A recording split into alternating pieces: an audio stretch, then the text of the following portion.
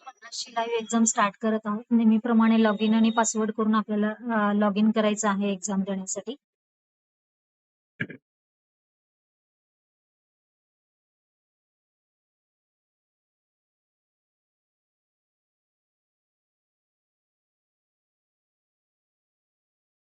स्पर्धाच्या live demo मध्ये इथे सगळ्यात पहिले थेरी येते. जसं सगळ्यात सुरुवातीची एक्झाम होती थेरीची, तसा थेरी प्रश्न येतात.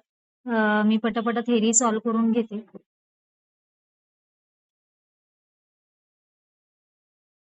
इंग्लिश 30-40 प्रमाणेच इंग्लिश 50 ला सुद्धा 25च प्रश्न असणार आहेत आणि 25 मार्कासाठी असणार आहे आणि 25 मिनिटाचाच वेळ असणार आहे. 25वा प्रश्न झाला की तुम्हाला सबमिट टेस्ट येईल. सबमिट टेस्ट झाली की आपल्याला जो प्रश्न आलाय तो सबमिट होईल आणि त्याच्या पुढचा प्रश्न उठून येईल. ते इथे सेकंड प्रश्न लेटरचा येत आहे. लेटरसाठी वेळेस अर्धा तासाचाच आहे आणि 15 मार्कासाठीच लेटर असणार आहे. इथे सुद्धा कोर्टीच्या ह्याच्याप्रमाणे आपल्याला सूचनांचा वापर करून त्याप्रमाणे लेटर करायचं आहे. 50 आणि 60 ला टेंडर नोटीस येते. तर टेंडर नोटीस सांगितलेल्या सूचनांप्रमाणे आपल्याला करून घ्यायची आहे. मी इथे आता करत असताना तुम्हाला सांगते. आधी लेटर ऍज इट इज आपण 40चं कसं केलं होतं त्या टाईपने आपल्याला टाईप करून घ्यायचंय. सुरुवातीलाच टाईप करताना लागूनच टाईप करायचं आपल्याला आणि नंतर आपल्याला टॅब द्यायची आहे फॉर्मॅटिंग करताना.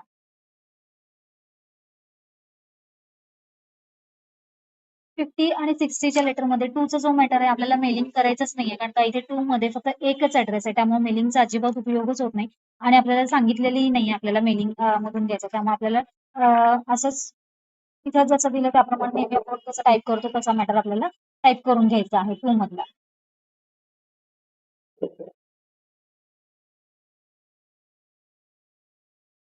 ते झाल्यानंतर आपल्याला सब्जेक्ट रेफरन्स नेहमीसारखं टाईप करून घ्यायचा आहे.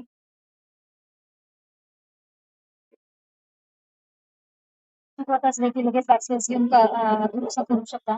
झाल्यानंतर सुद्धा नंतर केलं तरी पण चालेल. हे पहा, आपल्याला एंटर करून आता इथे एक टेबल ऍड करायचा आहे. तो आपण टेबल ऍड करून देऊ.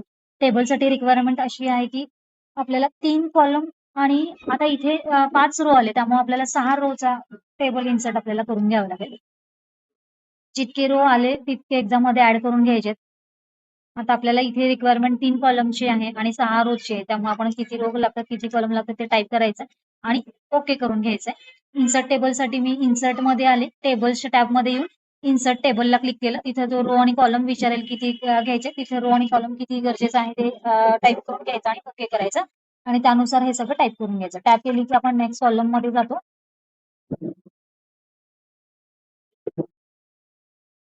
टेबल टाईप झालं की आपल्याला टेबलच्या बाहेर यायचं आहे. टेबल झाल्यानंतर आपल्याला टर्म्स अँड कंडिशन येतात. ते टर्म्स अँड कंडिशनच्या पण तुम्हाला सूचना सांगते. टाईप करताना टर्म्स अँड कंडिशन तुम्ही कॅपिटल मध्ये टाईप करून घ्या.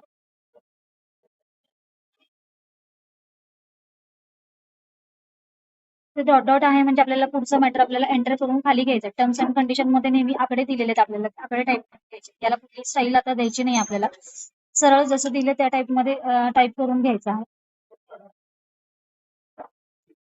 त्या टाईप मध्ये आपल्याला वन साइड टाईप करून घ्यायचं आहे. तिथे सुद्धा लेटर. आता आपण फॉर्मॅटिंग बघूया त्याचं.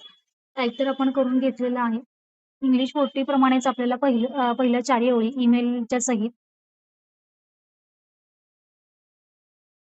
आपल्याला सेंटरला करून घ्यायच्या. सिलेक्ट करायचा, होम टॅब मध्ये यायचं, पॅराग्राफ मध्ये याला सेंटर. त्याच्यानंतर ईमेल आणि वेबसाईटचा जो पार्ट कंप्लीट होईल त्याच्यानंतर आपल्याला 2 एंटर द्यायचे आहेत आणि रेफरन्स नंबरच्या इथे कर्सर ठेवून याला पॅराग्राफ मध्ये बॉटम बॉर्डर अप्लाय करायची आहे.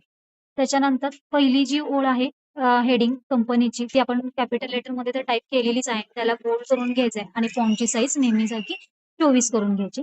त्याच्या पुढचा मॅटर ऍड्रेसचा जो असेल त्याचं सिलेक्शन झाल्यानंतर काही झालं की आपण अंडू करू शकतो.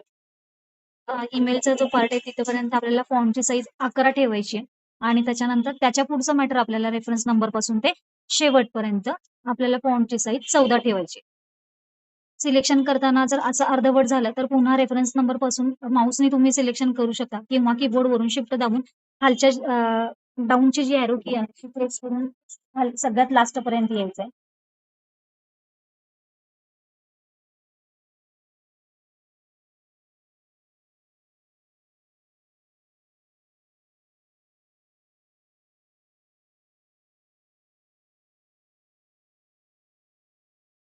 जो मॅटर आहे त्याला आपल्याला फॉन्टची साईज 14 ठेवायची.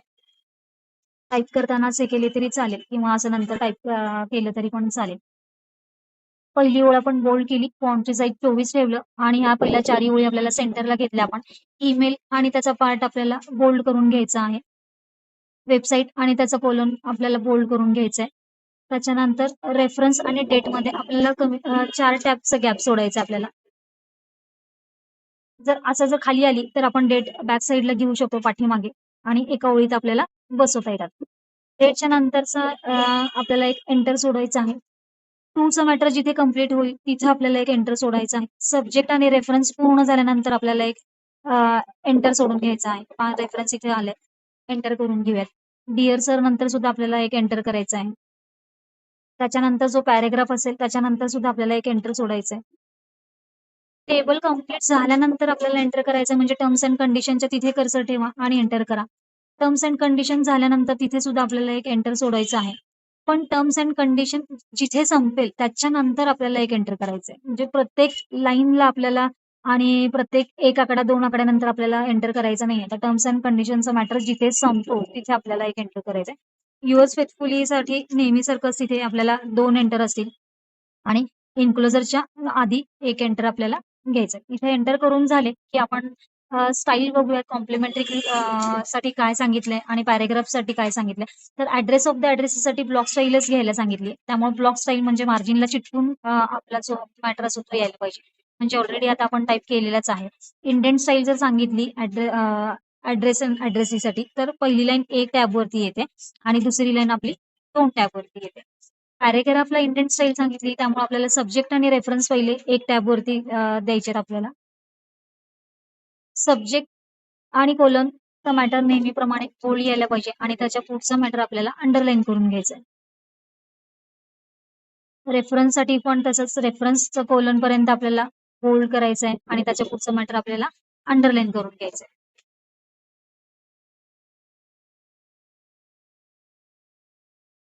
त्याच्यानंतर सगळे पॅरेग्राफ आपल्याला जस्टिफाय करून घ्यायचे आहेत नेहमीप्रमाणे. डिअर सर नंतरचा passage justify. Terms and condition मधले जे आकडे आहेत सगळे जितके आकडे आले असतील 1 असू दे 3 असू दे कमीत कमी जेवढे आकडे आले असतील तेवढ्या सगळ्या आकड्यांना आपल्याला सिलेक्ट करून जस्टिफायची अलाइनमेंट द्यायची. मॅटर सिलेक्ट आहे आपण जस्टिफाय करून घेऊयात. त्याच्यानंतर टेबलची फॉर्मॅटिंग बघून घेऊयात. आता टेबलला काय काय करायचंय. टेबल आपल्याला जी पहिली ओळ आहे सिरियल नंबर हेडिंग ती तेवढीच आपल्याला फक्त सिलेक्ट करायची. मध्ये त्याला बोल्ड आणि सेंटरची अलाइनमेंट यायला पाहिजे. सिरियल नंबर मध्ये जे आकडे आहेत ते आपल्याला सेंटरच्या पोझिशन मध्ये घ्यायचे. मधला जो मॅटर आहे तो आपल्याला लेफ्ट अलाइनमेंट वरती ठेवायचा आहे. लेफ्ट आहेच आहे आपला आणि कोपऱ्यातला जो मॅटर आहे क्वांटिटी मधला तो आपल्याला उजव्या साईडला घ्यायचा आहे. अशा प्रमाणे टेबलची फॉर्मॅटिंग आहे. टर्म्स अँड कंडिशनला आपल्याला बोल्ड करायचंय, अंडरलाईन करायचंय आणि मध्यभागी करायचंय. टाईप करताना आपण कॅपिटलमध्ये टाईप केलेलंच आहे. आणि आपली शेवटची जी सूचना आहे कॉम्प्लिमेंटरी क्लोज राईट हँड साईडला घ्यायला सांगितलंय आणि लेफ्ट इंडेंट वरती 3 पॉईंट नेहमीची सूचनाच असते ती. त्या ओळी सिलेक्ट करायच्या. माऊस पॉइंटर 3.5 वरती ड्रॅग करायचं आपल्याला.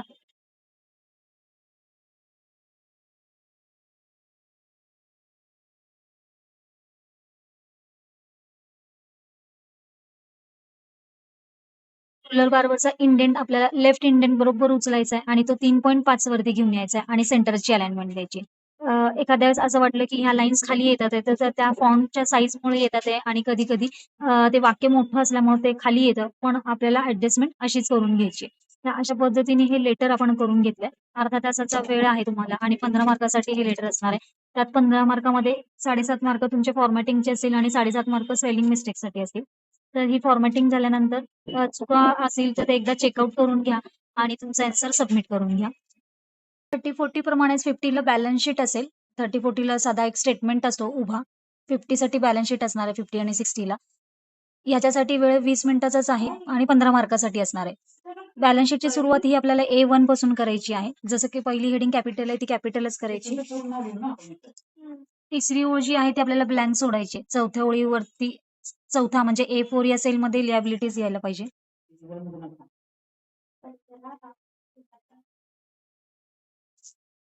ज्या सेलमध्ये जे आपल्याला कंटेंट दिलेले ते त्या सेलमध्येच यायला पाहिजेत. अशा प्रमाणे हेडिंग्स करून घ्यायच्यात आपल्याला.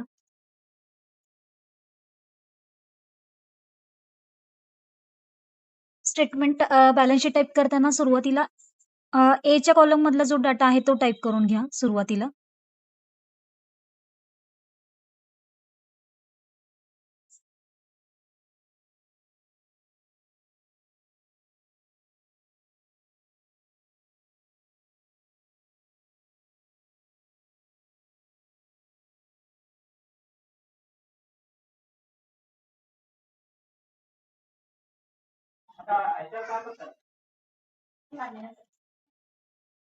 हे पहा, ही जी A6 मध्ये हेडिंग आहे ती A6 मध्येच राहू दे. इथं दिसतंय पण त्याला व्रॅप टेक्स्ट केले त्यामुळे ते एकाखाली एक आले. पण आपल्याला ते नंतरने ऍडजस्टमेंट करायची. पण सुरुवातीला टाइप करताना हे असंच टाइप व्हायला पाहिजे. नंतरने आपल्याला कॉलमची हेडिंग आणि व्रॅप टेक्स्ट करून आपल्याला ऍडजस्ट करायचंय. 7 नंबर ओळीमध्ये काही टाइप करायचं नाही आपल्याला.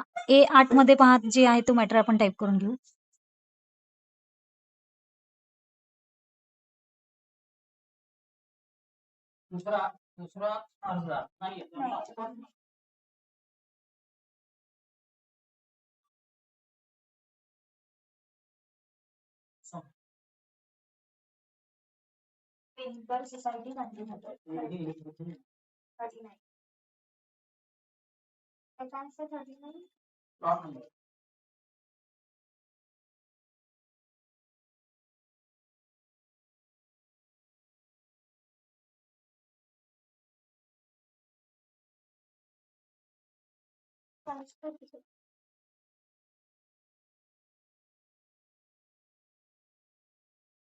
अशा टाईपमध्ये एचा आपण मॅटर टाइप करून घेतला आहे. फक्त विड्थ वाढवून घ्या एची. पण हे पहा, विड्थ एवढी वाढवून घेतली तरी पण चालेल. असं काही नाहीये की विड्थ एवढीच वाढायला पाहिजे. कंटेंटनुसार आपल्याला ऍडजस्ट करायचं आहे आणि हे कंटेंट एवढी विड्थ वाढवण्याची नाहीये. आपल्याला याला नंतर ब्रॅपटेक्स ऍडजस्ट करायचं आहे. आता आपण बी कॉलम मध्ये जे जे काही कंटेंट दिसतं ते आकडे दिसतं ते टाइप करून घेऊयात. हे पहा, आता हा आकडा जो आहे तो आपल्याला B9 मध्येच करायचा आहे. ज्या सेलमध्ये आकडे दिसतात आहे त्याच सेलमध्ये आपल्याला ते यायला पाहिजे. पण आता ही 57,000 जो अमाऊंट आहे तो कुठे आहे? B9 मध्ये. त्यामुळे B9 मध्येच आता कर्सर ठेवा आणि ते आकडे टाइप करून घ्यायचेत आपल्याला.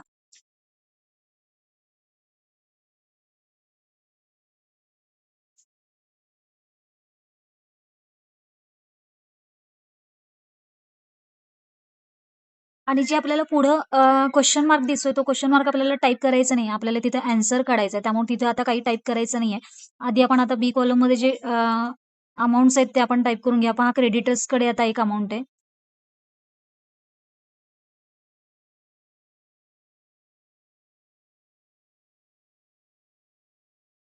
त्याच्यानंतर खाली प्रॉफिट अँड लॉस मध्ये एक अमाऊंट आहे.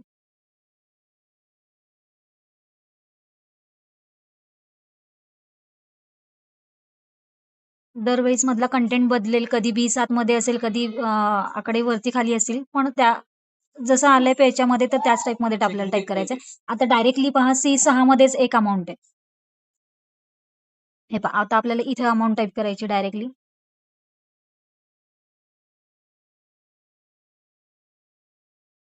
त्याच्यानंतर आपल्याला इथे काहीच अमाऊंट टाईप करायचे नाहीत. आपल्याला ऍक्च्युली आता इथे आन्सर्स काढून घ्यायचे. त्याच्यानंतर डी कॉलम मधला डेटा एकाखाली एक अशा पद्धतीने टाईप करून घ्यायचा आहे. डी कॉलम मध्ये येऊयात आपण D5 मध्ये.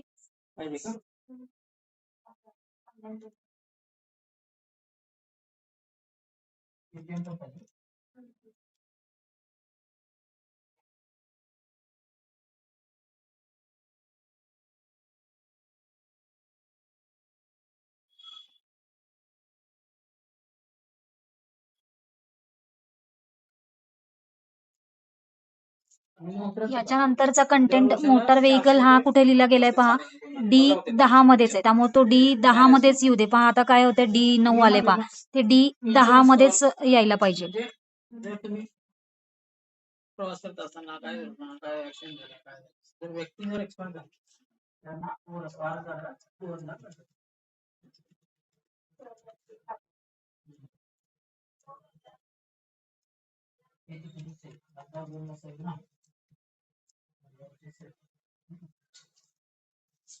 आता लूज टूल्सच्या त्याच्यानंतर इथे एक ब्लँक आहे पहा. त्याच्यानंतर इथेच टाईप करायचंय कुठे? D15 मध्ये.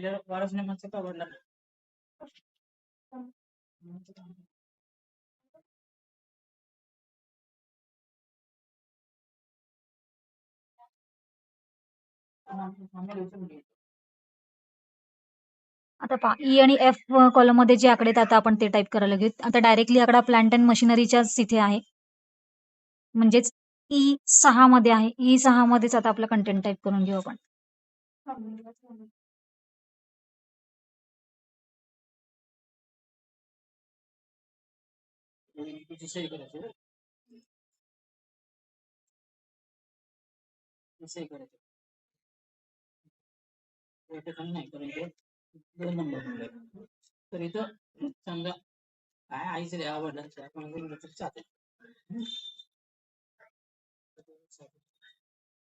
आता डायरेक्टली 25,000चा हाच आकडा आपल्याला टाईप करायचा आहे पहा आणि तो कुठे पहा EF10 मध्ये आहे. त्यामुळे एफ कॉलम मध्ये हे पहा इथे आपल्याला आता तो आकडा घ्यायचा F10.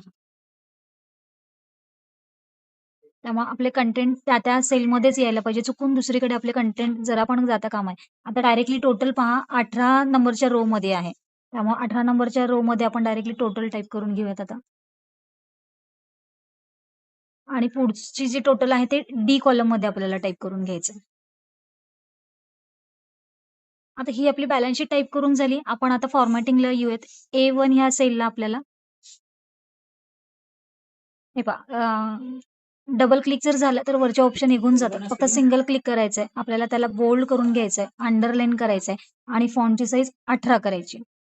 त्याच्यानंतर दुसरी जी हेडिंग आहे त्याला आपल्याला फक्त अंडरलाईन करायचंय आणि फॉन्टची साईज 16 करून घ्यायची.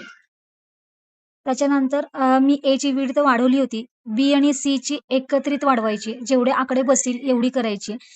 सी कॉलम मध्ये आकडे जास्त येतात त्यामुळे मग त्याला जेवढी गरजेची आहे तेवढे कंटेंट बसतील अशी आणि थोडीशी जास्त अशा टाईप मध्ये करून घ्यायची. डी ची पण विड्थ आपल्याला सेपरेटली वाढवायची जशी ए ची सेपरेटली वाढवली तशी आणि EF ची मात्र आपल्याला एकत्रित वाढवायची. जशी बी आणि सी ची केली तशी ई आणि एफ ची आपल्याला विड्थ एकत्रितच वाढवायची. जेवढे कंटेंट त्याच्यामध्ये अमाऊंट्स बसतील अशा एवढ्या आपल्याला करून घ्यायचंय.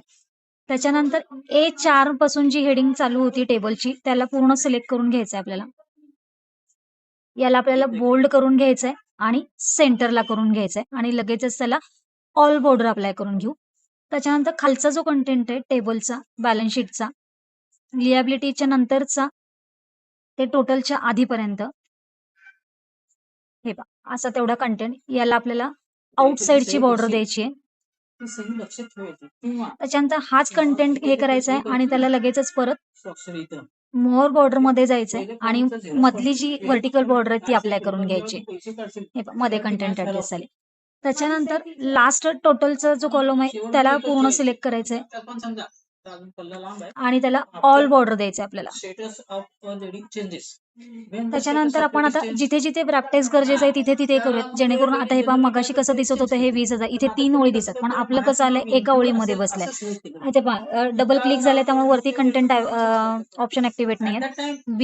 A6 मध्ये फक्त कर्सर ठेवा आणि त्याला अलाइनमेंट मध्ये ब्रॅपटेक्स आपल्याला ब्रॅपटेक्स जिथं पाहिजे तिथंच आपल्याला ऍडजस्ट करायची. जसं की ह्या सेलमध्ये एक ऍडजस्ट करायची. त्याच्यानंतर पहा A11च्या मॅटरला आपल्याला ब्रॅपटेक्स करायचंय त्यामुळे इथे A11ला आपल्याला ब्रॅपटेक्स करायचंय. त्याच्यानंतर आणखीन कुठे कुठे आपल्याला ब्रॅपटेक्स ऍडजस्ट करावं लागतंय पहा इथे प्रॉफिट अँड लॉस अकाउंटला एक ब्रॅपटेक्स ऍडजस्ट करावं लागतंय. आता ते कॉलमची विड्थ जास्त असल्यामुळे ते कंटेंट पूर्ण बसले. त्याची जर विड्थ कमी राहिली असती एची हे पहा एवढी जर हे पहा ह्याला ब्रॅपटेक्स आले त्यामुळे 2 लाईनीवरती गेले. आता आपल्याला ब्रॅपटेक्स इथे एक अप्लाय करायचंय. आपली जर विड्थ हे पहा ही एवढीच जर राहिली असती हे पहा मी आणखीन कमी जर ठेवली असती तर हा याला आपण असं जर चुकून झालं तुम्ही खूप खाली आलात तर नेम बॉक्समध्ये या आणि A1 असं टाईप करा. आपण मेन हेडिंग वरती येऊयात.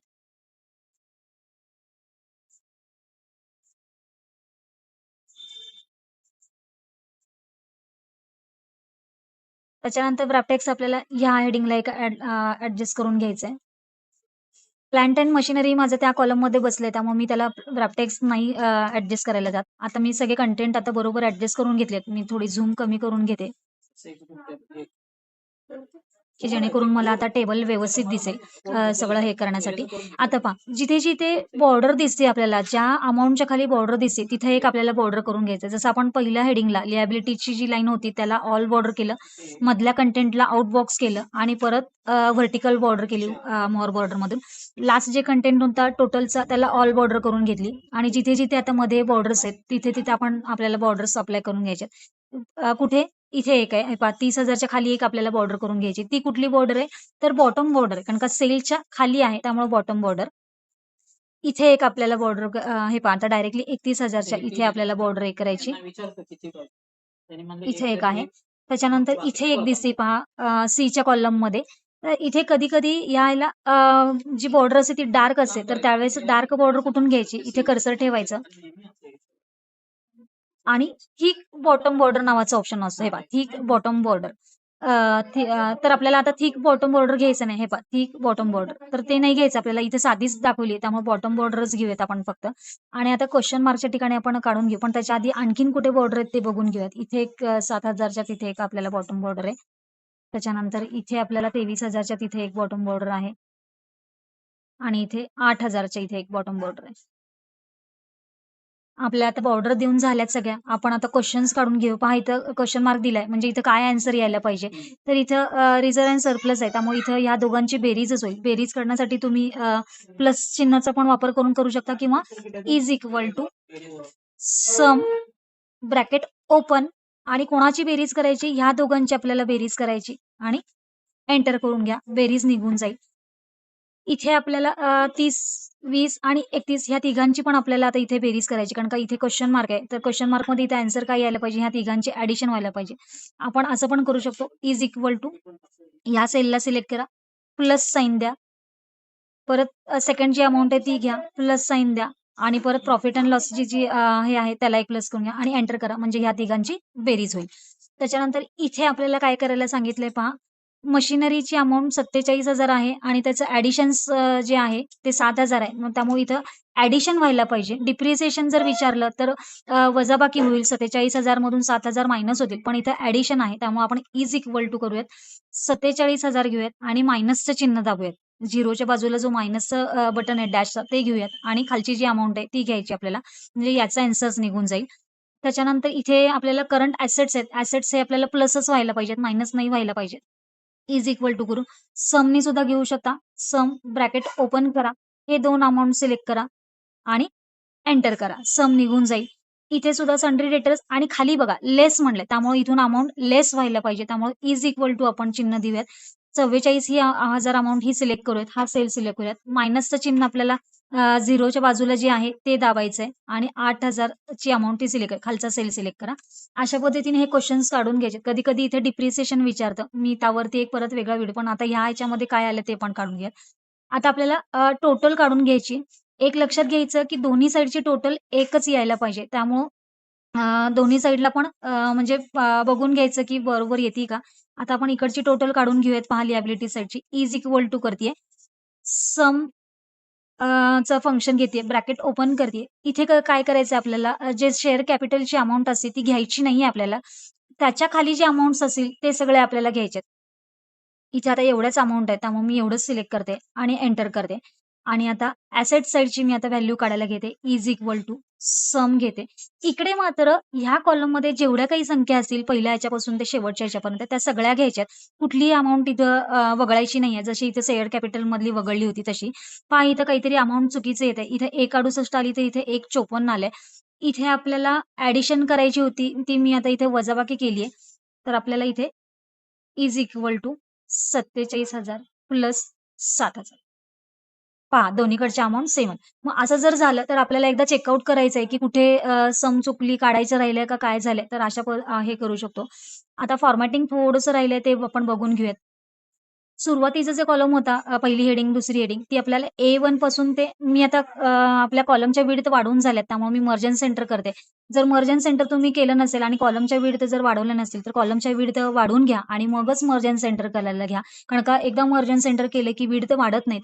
याला मर्जन सेंटर अप्लाय करूयात आपण. आणि याला आपण काय काय केलेलं, बोल्ड केलेलं आहे, अंडरलाईन केलेलं आहे आणि फॉन्टची साईज 18 ठेवलेली आहे. सेकंड रो आहे ते A2 पासून ते आपलं मॅटर कुठपर्यंत F पर्यंत आहे. त्यामुळे A2 पासून F2 पर्यंतचा डेटा सिलेक्ट व्हायला पाहिजे. तोही आपल्याला मर्ज अँड सेंटर करून घ्या. याला फक्त बोल्ड करायचं नाहीये आपल्याला, अंडरलाईन यायला पाहिजे आणि फॉन्टची साईज 16 यायला पाहिजे. त्याच्यानंतर आपण बॉर्डर्स सगळे देऊन झालेले, टोटल काढून झालेली आहे. आता टोटल पहा आपल्याला मध्यभागी यायला पाहिजे A आणि Bच्या मध्ये. आपण Aच्या कॉलममध्ये टाइप केलेलं आहे त्याला. A आणि B हे दोन्ही सिलेक्ट करा. त्याला मर्ज अँड सेंटर घ्या. इथे पण आपल्याला टोटल मध्यभागी घ्यायचे D आणि E कॉलमच्या. मग D आणि E कॉलम दोन्ही सिलेक्ट करा आणि तिथे मर्ज अँड सेंटर करून घ्या.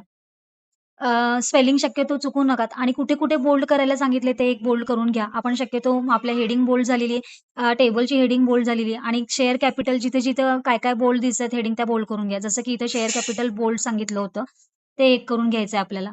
त्याच्यानंतर आणखीन काय पहा रिझर्व्ह एंड सरप्लस आपल्याला बोल्ड करायला सांगितलंय. डबल क्लिक झालं की वरचे ऑप्शन ॲक्टिव्हेट होत नाहीत. हे पहा करंट अँड लायबिलिटीचा एक सेक्शन आपल्याला तो सेल बोल्ड करायला सांगितलाय. त्याच्यानंतर इकडच्या कॉलममध्ये आपल्याला अजिबात काहीही बोल्ड करायला सांगितलेलं नाहीये. जेवढं बोल्ड करायला सांगितलं तेवढंच आणि लास्ट सेक्शनमध्ये आपल्याला टोटल हे बोल्ड करायचंय. अशा पद्धतीने तुमचं स्टेटमेंटचं फॉर्मॅटिंग असेल बॅलन्स शीटचं. हे झालं की आपल्याला सबमिट करायचं आहे. याला 20 मिनिटाचा वेळ आहे आणि 15 मार्काला हा बॅलन्स शीट आहे. याच्यानंतरचा क्वेश्चन आपल्यासमोर स्पीड येतोय. स्पीड सगळ्यांनाच माहिती आहे, की 40 मार्काला स्पीड आहे आणि 16 मार्काला पासिंग आहे.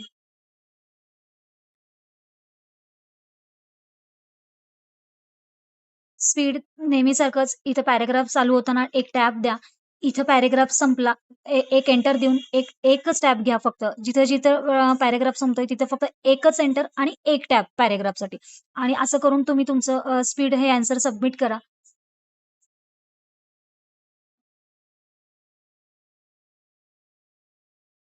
आणि 30-40ला जसा ईमेलचा पार्ट येतो, तसं 50ला एक मोबाईल कॉम्प्युटिंग नावाचे 5 प्रश्न येतात. ते 5 मिनिटासाठी असतील तुम्हाला आणि 5 मिनिटाचा वेळ आहे. पहिला प्रश्न इथं क्वेशन पहा, इथे लेफ्ट हँड साइडला वाचा. त्यांनी काय सांगितलंय, visit the website www.wikipedia.org and search for computer. हा क्वेशन केल्यानंतर पहा स्क्रीनवरती असं आउटपुट यायला पाहिजे. कॉम्प्युटर सर्च करायला सांगितल्यानंतर अशी स्क्रीन आपल्यासमोर ओपन व्हायला पाहिजे. मग तसा क्वेशन आपल्याला सॉल्व्ह करायचा आहे. ही आता वेबसाईट आपल्याला व्हिजिट द्यायची. त्यामुळे ब्राउझर ओपन करायचा इथे. हे पहा आणि अजिबात माऊस दुसरीकडे क्लिक होणार नाही. पहा, हे पहा डायरेक्टली इथं क्लिक होतच नाहीये. त्यामुळे जिथं क्लिक होतंय तिथंच माऊसचा पॉइंटर येतो. मी आता ब्राउझर ओपन करते आणि त्यांनी कुठल्या वेबसाईटला व्हिजिट द्यायला सांगितली, तो ॲड्रेस बारमध्ये तो ॲड्रेस टाइप करते. www 3 वेळा डॉट घ्या. चुकून जर तुम्ही कॉमा जर टाइप केला तिथे, तर ती वेबसाईटच ओपन होणार नाही किंवा याची जर स्पेलिंग चुकली तुमच्याकडनं, तर ते जे काही सांगितलंय तिथं, तर ते ओपनच होणार नाही. .org आपल्याला एंटर करायचं नाहीये, तर इथे सर्च बॉक्स दिलाय, तिथे सर्चला क्लिक करायचंय. पहा विकिपीडिया ओपन झालंय आणि पुढे त्यांनी काय सर्च करायला सांगितलंय कॉम्प्युटर. मग इथं जो सर्च बार दिसतोय, तिथे आपल्याला कॉम्प्युटर टाइप करायचंय. स्मॉलमध्ये दिलंय, स्मॉलमध्येच टाइप करा. जर कॅपिटल दिलं असेल, तर कॅपिटल टाइप करा. चुकीचं जर टाइपच केलं आपण, समजा इथे सीची स्पेलिंग कॅपिटल जरी टाइप केली, तरी तो सर्च करून घेत नाही. हे पहा आणि इथं सर्च च्या चिन्हाला क्लिक करायचं. एंटर केल्यानंतर होणार नाहीये. सर्चला क्लिक करा. पहा जसं आउटपुट दिलं होतं तशी स्क्रीन आपली इथं आलेली आहे. असं आल्यानंतरच पुढचा आपल्याला क्वेशन घ्यायचा आहे. जर ही स्क्रीन आली नाही, तर समजा तुमचं तिथे काहीतरी चुकलंय सर्च करण्यासाठी किंवा सिक्वेन्स चुकला आहे. मग ते तसं करून घ्या आणि मगच नेक्स्ट क्वेशनला क्लिक करा. दुसरा प्रश्न आपल्यासमोर ओपन झालाय. तिथं असं सांगितलंय की www.google.co.in मॅप्स याला व्हिजिट द्यायला सांगितली. नेहमीप्रमाणे ब्राउझर ओपन करा. वरती ॲड्रेस बार आहे. तिथं त्यांनी जसा ॲड्रेस सांगितलाय तसा सेम टू सेम टाइप करा. ॲड्रेस जर चुकीचा टाइप झाला, तर सर्चच होत नाही.